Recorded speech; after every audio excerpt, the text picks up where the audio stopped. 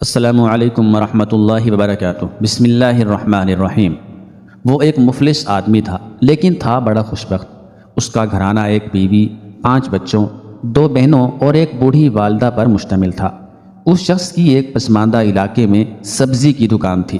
نہ تو اس کے پاس مال تھا کہ کسی اچھی جگہ دکان لے سکتا، نہ اتنے وسائل تھے کہ اس سے بہتر سامان رکھتا۔ اس کا گھر بھی بوسیدہ اور ٹوٹا پھوٹا تھا۔ مجازی طور پر ہی اسے گھر کہا جا رہا ہے، ورنہ صرف ایک کمرہ اور چھوٹا سا صحن تھا۔ سارا گھرانہ اسی ایک کمرے میں سوتا، بلکہ کچن نہ ہونے کے باعث وہ کھانا بھی اسی کمرے میں پکاتے تھے۔ جب وہ شخص شام کو گھر لوٹتا، اس کے ہاتھ میں سبزی، گوشت اور روٹیاں ہوتی۔ اس کے گھر والے خوش دلی اور خندہ پیشانی سے اس کا استقبال کرتے، اس کے ہاتھ سے سامان پکڑتے اور کھانا تیار کرنے میں لگ جاتے۔ ہر روز انہیں گوشت میسر نہیں آتا تھا۔ جب سیل اچھی ہوتی تو وہ گوشت خریدتے، ورنہ سبزیوں پر ہی گزارا کرتے۔ ان کے پڑوس میں اعلیٰ عدلیہ کے ایک قاضی صاحب رہائش پذیر تھے۔ وہ اس خاندان سے بہت متاثر تھے کہ یہ لوگ غربت اور تنگی کے باوجود انتہائی صابر و شاکر تھے۔ قاضی صاحب اکثر ان لوگوں کی مثال دیتے کہ میں نے زندگی میں ان سے زیادہ سعادت مند گھرانہ نہیں دیکھا۔ جب شام کو صاحب خانہ دکان سے لوٹتے ہیں تو سب گھر والے پرجوش انداز میں ان کا استقبال کرتے ہیں۔ اس موقع پر اکثر ان کے گھر سے حمد و ثنا کے کلمات کی آوازیں آتی ہیں۔ میری یہ خواہش ہوتی ہے کہ میں اس خوشنما منظر سے محظوظ ہو سکوں۔ پھر یہ لوگ کھانا تیار کرتے ہیں اور بڑے برتن میں ڈال کر سب مل کر کھاتے ہیں۔ ان کے کھانے کا اختتام بھی اللہ تعالیٰ کی حمد و ثنا اور مسنون دعاؤں پر ہوتا ہے۔ آخر میں یہ اپنے بوسیدہ لیکن صاف ستھرے بستروں پر بڑی خوشی اور قناعت کے ساتھ آرام کرتے ہیں۔ یہ کسی بڑے دنیاوی مال و متاع کی تمنا نہیں رکھتے تھے۔ ان کی صرف یہی خواہش تھی کہ صحت و عافیت کے ساتھ ان کی زندگی گزرتی رہے اور انہیں کسی انسان کا محتاج نہ ہونا پڑے۔ موسم خزاں کی ایک شام تھی۔ یہ لوگ حسب معمول اپنے سربراہ خانہ کے منتظر تھے۔ دروازے پر دستک ہوئی۔ ان لوگوں نے دروازہ کھولا تو سامنے 3-4 پولیس والے کھڑے تھے۔ ان کے ساتھ ایک ایمبولینس بھی تھی۔ پولیس والوں نے انہیں یہ افسوسناک خبر دی کہ صاحب خانہ ایک ٹریفک حادثے میں جاں بحق ہو گئے ہیں۔ ہوا کچھ یوں کہ اس شخص نے شام کے وقت اپنی دکان بند کی، پڑوس میں قصاب کی دکان سے گوشت خریدا، نان بائی سے روٹیاں لیں اور سبزیوں کا تھیلا، گوشت اور روٹیاں لے کر گھر کی طرف چل پڑا۔ سڑک عبور کرتے ہوئے ایک تیز رفتار گاڑی نے اسے کچل دیا اور یہ بیچارہ موقع پر ہی جاں بحق ہو گیا۔ اس دل خراش سانحہ کی وجہ سے قرب و جوار کے لوگ بھی جمع ہو گئے۔ انہوں نے متوفی کی تجہیز و تکفین کا بندوبست کیا۔ اگلے دن صبح کے وقت اس کی نماز جنازہ ادا کر کے اسے دفن کر دیا گیا۔ سارے گھر کی کفالت کا انحصار اس اکیلے شخص کی آمدنی پر تھا۔ اب سب سے بڑا مسئلہ یہ تھا کہ گھر کیسے چلایا جائے۔ اس شخص کے سب سے بڑے بیٹے کی عمر 15 سال تھی۔ یہ ہائی اسکول میں زیر تعلیم تھا۔ اس نے تعلیم کو خیر بات کہہ دیا اور اپنے باپ کی دکان کھول لی۔ زندگی پھر اسی روٹین سے گزرنے لگی، لیکن اب ان کی مسکراہٹیں غائب ہو چکی تھیں۔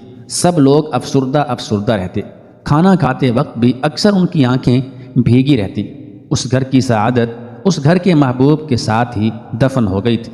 یہ انتہائی مشکل دن سست روی سے گزرتے رہے، یہاں تک کہ 3 سال گزر گئے اور بڑے بیٹے کی عمر 18 برس ہو گئی۔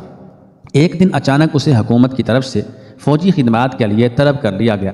والد کے بعد گھر کا سارا انحصار اسی لڑکے پر تھا۔ گھر والے پھر بہت پریشان ہوئے کہ اب کیا کرنا چاہیے۔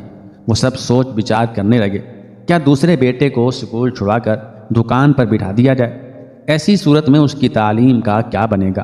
اگر وہ اپنی تعلیم جاری رکھتا ہے تو گھر والوں کا گزارا کیسے چلے گا؟ بہت زیادہ سوچ بچار کے بعد وہ اس نتیجے پر پہنچے کہ انہیں یہ گھر فروخت کر دینا چاہیے تاکہ اپنے بڑے بیٹے کی جبری فوجی خدمت کے عوض میں پیسے جمع کروائے جا سکیں۔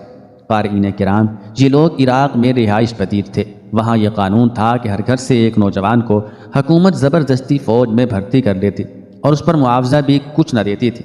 ہاں، اگر کوئی اس جبری مشقت سے بچنا چاہتا تو اس کے لیے لازم تھا کہ وہ سرکاری خزانے میں 4000 دینار جمع کروائے۔ چنانچہ اس رقم کی فراہمی کے لیے گھر والوں نے مکان فروخت کرنے کا فیصلہ کر لیا، اگرچہ اس فیصلے میں بھی ان کی کیفیت اس بکری کی سی تھی جس کے بارے میں سوچا جا رہا ہو کہ اسے ذبح کر کے اس کی کھال اتاری جائے یا ویسے ہی کھینچ لی جائے۔ فوجی خدمات کے لیے دھر لیے جانے والے بیٹے کو ایک قریبی شہر میں تربیت کے لیے ایک عسکری ادارے میں بھیج دیا گیا۔ وہ بعد نخواستہ ہی ادھر آیا تھا۔ اسلحہ کی تربیت میں اس کا دل بالکل نہیں لگتا تھا۔ ٹریننگ انسٹرکٹر بولتے رہتے مگر یہ اپنے خیالوں میں گم رہتا۔ اس کے ذہن میں اپنے گھریلو حالات گھومتے رہتے۔ اساتذہ نے کئی مرتبہ اس کی توجہ دلائی، وارننگز دی، لیکن اس کا جسم تو جہاں تھا ذہن کہیں اور اٹکا ہوا تھا۔ ایک دن استاد نے اسے بٹھا کر اس کا اصل مسئلہ پوچھا تو اس نے جواب میں اپنی ساری ببتا کہہ سنائی۔ اب استاد نے اصرار کرنا چھوڑ دیا اور اس کا مسئلہ اپنے آفیسر کے سامنے پیش کیا۔ آفیسر نے اس کے مسئلے کا کوئی حل نکالنے کی بجائے اس کی ڈیوٹی کچن میں لگا دی۔ اب وہ یہاں برتن دھوتا، گوشت کاٹتا، آگ جلاتا اور کھانا تقسیم کرتا۔ شب و روز اس کی یہی مصروفیات تھی۔ ادھر اس کی ماں کی بھی یہی کیفیت تھی۔ وہ بظاہر تو چلتی پھرتی، کھاتی پیتی اور سوتی جاگتی تھی، لیکن اس کا ذہن کسی اور ہی دنیا میں گم رہتا تھا۔ اس نے اپنے گھر کی رجسٹری گروی رکھ کر ایک پراپرٹی ڈیلر سے کچھ رقم گھریلو اخراجات کے لیے ادھار لی اور اپنا مکان فروخت ہونے کے لیے لگا دیا۔ مختلف خریدار ان کا مکان دیکھنے کے لیے آتے رہے۔ آخر 20 دن کے بعد ان کا مکان 4000 دینار میں فروخت ہو گیا۔ پھر مزید 9 دن کاغذی کارروائی میں لگ گئے۔ صرف 1 دن باقی بچا تھا۔ ان کے ہاں یہ ضابطہ تھا کہ 30 دن کے اندر اندر اس جبری فوجی خدمت کے عوض میں 4000 دینار جمع کروائے جا سکتے تھے۔ 30 دن گزرنے کے بعد یہ معاوضہ بھی قبول نہیں کیا جاتا تھا۔ اس خاتون نے یہ معاوضہ جمع کرانے کے لیے اس شہر جانا تھا جس میں اس کا بیٹا تھا۔ یہ شہر 240 کلومیٹر کے فاصلے پر تھا۔ جب وہ بس سٹاپ پر پہنچی تو اس شہر جانے کے لیے اس کے علاوہ کوئی اور مسافر نہیں تھا۔ اس نے کافی دیر تک سواریوں کا انتظار کیا لیکن کسی کو آنا تھا نہ آیا۔ وہ ہر پل انگاروں پر لوٹ رہی تھی۔ اس کے سارے خاندان کی زندگی اور ناموس داؤ پر لگی ہوئی تھی۔ اس نے بس والے سے کہا، تم گاڑی لے کر چلو، میں ساری بس کا کرایہ ادا کروں گی۔ ڈرائیور اس اکیلی خاتون کو لے کر چل پڑا۔ راستے میں باتوں باتوں میں اس نے سادہ لو خاتون سے یہ معلوم کر لیا کہ اس کے پاس 4000 درہم ہیں۔ ڈرائیور کی نیت بدل گئی۔ راستے میں ایک ویران جگہ پر جا کر ڈرائیور نے گاڑی کھڑی کر لی اور خنجر کی نوک پر اس خاتون سے نیچے اترنے کے لیے کہا۔ اس نے خاتون پر پے در پے وار کیے اور اسے نیم مردہ حالت میں چھوڑ کر چلا گیا۔ اس نے خاتون کا بیگ اپنے قبضے میں لے لیا۔ پھر وہ واپس آنے کی بجائے اسی شہر کی طرف روانہ ہو گیا جدھر جا رہا تھا تاکہ شک کی کوئی گنجائش باقی نہ رہے۔ وہ گاڑی لے کر بس اسٹینڈ پر پہنچ گیا۔ اس کے ساتھیوں نے سمجھا شاید اس بس میں آنے والی سواریاں راستے میں اتر گئی ہیں۔ ایسا ہوتا رہتا تھا، اس لیے یہ کوئی تعجب کی بات نہیں تھی۔ واپسی پر ڈرائیور اسی راستے سے گزرا۔ جب وہ اس جگہ کے قریب پہنچا جہاں اس نے جرم کا ارتکاب کیا تھا، اس کے دل میں خیال آیا کہ ایک مرتبہ اس عورت کی لاش پر نظر ڈال لوں۔ اس نے مسافروں سے بہانہ لگایا کہ میں قضائے حاجت کے لیے جانا چاہتا ہوں، چند منٹ بعد واپس آتا ہوں۔ وہ اس وادی کی طرف گیا۔ اسے کراہنے کی ایک نہیب سی آواز سنائی دی۔ یہ دیکھ کر وہ غصے سے کہنے لگا، اے ملعون عورت، تم ابھی تک زندہ ہو؟ پھر وہ ایک بڑے پتھر کی طرف جھکا تاکہ اس کے ذریعے اس خاتون کا سر کچل دے۔ جب اس نے پتھر اٹھایا تو پتھر کے نیچے سے ایک زہریلے سانپ نے اسے ڈس لیا۔ اس کے منہ سے ایک دل خراش چیخ نکلی اور اس نے تڑپنا شروع کر دیا۔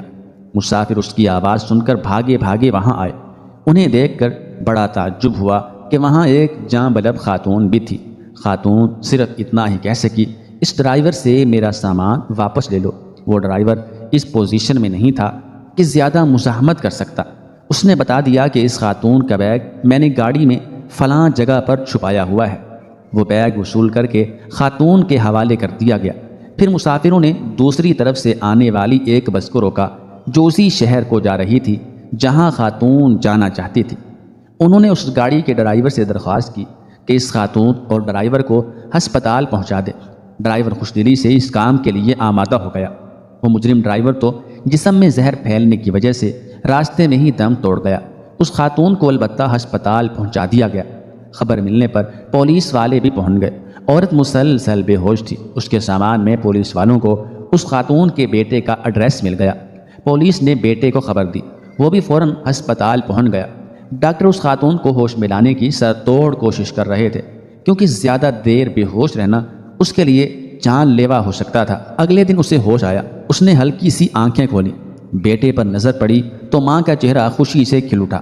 اس نے اپنے بیٹے سے صرف اتنا کہا، بیٹا میں رقم لے آئی ہوں، جبری فوجی خدمات کا معاوضہ ادا کر کے فوری رخصت حاصل کر لو۔ پھر اس پر غنودگی سی طاری ہو گئی۔ لڑکے نے وہ رقم جمع کروا دی اور اسے اجازت مل گئی۔ اس خاتون کی حالت آہستہ آہستہ سنبھلنے لگی۔ ایک دن آیا کہ وہ ہسپتال سے مکمل صحت یاب ہو کر فارغ ہو گئی۔ اس واقعہ کی شہرت ہر طرف پھیل گئی۔ اس واقعہ میں اللہ تعالیٰ کی قدرت کے کئی مظاہر تھے۔ ڈرائیور پہلی مرتبہ اسے نیم مردہ حالت میں چھوڑ گیا۔ واپسی پر اگر ڈرائیور وہاں نہ رکتا تو شاید کسی کو اس خاتون کے بارے میں بالکل پتہ نہ چلتا، کیونکہ اس وادی کی طرف کوئی جاتا ہی نہ تھا۔ زہریلے اور موذی جانوروں کی وجہ سے چرواہے بھی ادھر کا رخ نہیں کرتے تھے۔ اس عورت کی آواز اتنی نحیف تھی کہ کسی کو سنائی نہ دیتی۔ اگر ڈرائیور سانپ کے ڈسنے سے اتنی زور سے نہ چیختا تو کوئی اس عورت تک نہیں پہنچ سکتا تھا۔ اگر اس عورت کو اسی شہر میں جو اس کی منزل تھی نہ پہنچایا جاتا تو وہ اپنے بیٹے تک نہ پہنچ پاتی۔ اگر اسے چند لمحوں کے لیے ہوش نہ آتا تو وہ اپنے بیٹے کو یہ نہ بتا پاتی کہ رقم کا انتظام ہو گیا ہے۔ نتیجتاً اس کے بیٹے کو جبری فوجی خدمات سے رہائی نہ ملتی۔ یہ سب اس علیم و قدیر ذات کی تدبیریں تھیں کہ ہر گتھی سلجھتی چلی گئی۔ جب اس قصے کا چرچا ہوا تو یہ بات ان کے سابقہ پڑوسی جج صاحب تک بھی پہنچ گئی۔ انہوں نے اپنے دوستوں، احباب اور محلے داروں سے کہا کہ ضرورت اور آزمائش کی اس گھڑی میں ان لوگوں کی مدد کرنی چاہیے۔ ان لوگوں نے پیسے اکٹھے کر کے ان کا مکان خریدنے والے شخص سے رابطہ کیا۔ اس تک بھی یہ واقعہ پہنچ چکا تھا۔ وہ بھی خوشی خوشی یہ مکان واپس کرنے پر تیار ہو گیا۔ رقم اتنی جمع ہو چکی تھی کہ 4000 دینار جمع کروانے کے باوجود 3000 دینار بچ گئے۔ اس رقم کے ذریعے مکان کی حالت کو بہتر بنایا گیا۔ لڑکے نے دوبارہ والد کی دکان سنبھال لی۔ اب صورتحال بدل چکی تھی۔ اس کے پاس دور دراز سے گاہک آنے لگے تھے۔ ہر وقت خریداروں کا تانتا بندہ رہتا۔ کچھ عرصے بعد اس نے اپنی دکان نسبتاً بہتر جگہ پر منتقل کر لی۔ اس کا کاروبار خوب چل نکلا۔ اب زندگی بڑی آسودگی سے گزر رہی تھی۔ اسرت و تنگی میں بھی وہ لوگ اللہ کے ذکر اور شکر کو نہیں بھولے تھے۔ اب آہستہ آہستہ فراخی آ رہی تھی تو اب بھی وہ سپاس گزاری کے جذبے سے سرشار رہتے تھے۔ کئی سال گزر گئے۔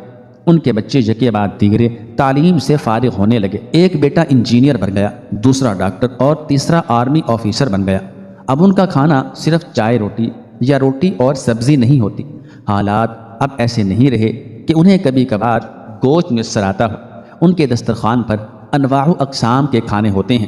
یہ خاندان لوگوں کے لیے بہترین مثال ہے کہ یہ لوگ تنگی اور فراخی کسی حال میں بھی اللہ تعالیٰ کو نہیں بھولے۔ 1385 ہجری میں ایک وقت ایسا بھی آیا کہ یہ خاندان دجلہ کے کنارے بغداد کے بڑے پل کے قریب ایک بہت بڑے محل نما گھر میں منتقل ہو گیا۔ اب یہ خاندان 4 خاندان بن چکے ہیں۔ تینوں بڑے بیٹوں کی شادیاں ہو چکی ہیں۔ اللہ تعالیٰ نے انہیں اولاد کی نعمت سے بھی نواز رکھا ہے۔ اب بھی اس گھر کے سب افراد محبت اور احترام کے اٹوٹ رشتے میں جڑے ہوئے ہیں۔ کبھی انہیں ایک دوسرے سے شکایت پیدا نہیں ہوئی۔ والد کی وفات سے لے کر ان کی والدہ ہی گھر کی سربراہ ہیں۔ گھر کا ہر فرد ان کی رائے کا بے حد احترام کرتا ہے۔ اس سے پہلے کہ ہم اس واقعہ کو ختم کریں، اس کے سب سے اہم نقطے کی طرف توجہ دلانا چاہتے ہیں۔ اس خاتون سے پوچھا گیا، جب ڈرائیور نے خنجر کے پے در پے وار کر کے آپ کو ایک ویران بیابان میں پھینک دیا تھا، اس وقت آپ کی کیفیت کیا تھی؟ اتنا زیادہ خون بہہ جانے اور اتنے گہرے گھاؤ لگنے کے باوجود آپ کس طرح زندہ رہیں؟ خاتون نے بتایا، اس ساری مدت کے دوران میری زبان پر بس یہی الفاظ تھے، اے آسمان و زمین کے مالک، تو میری حالت کو بہتر جانتا ہے۔ اپنی قدرت سے میرے لیے بیٹے کی جبری فوجی خدمت کا معاوضہ صحیح وقت پر پہنچانے کے اسباب مہیا فرما دے تاکہ وہ واپس گھر آ سکے اور اپنے گھر والوں کی کفالت کی ذمہ داری نبھا سکے۔ اللہ تعالیٰ نے اس خاتون کی دعا قبول فرما لی۔ اس کا مال و اولاد دونوں اسے دوبارہ مل گئے۔ مالک حقیقی نے اس کے دشمن سے انتقام بھی لے لیا اور ان کی تنگی اور عسرت بھی فارغ الباری اور آسودگی میں بدل گئی۔ سچ فرمایا، اللہ کے رسول صلی اللہ علیہ وآلہ وسلم نے مظلوم کی بد دعا سے بچ کر رہو کہ اس کے اور اللہ کے درمیان کوئی رکاوٹ نہیں ہوتی۔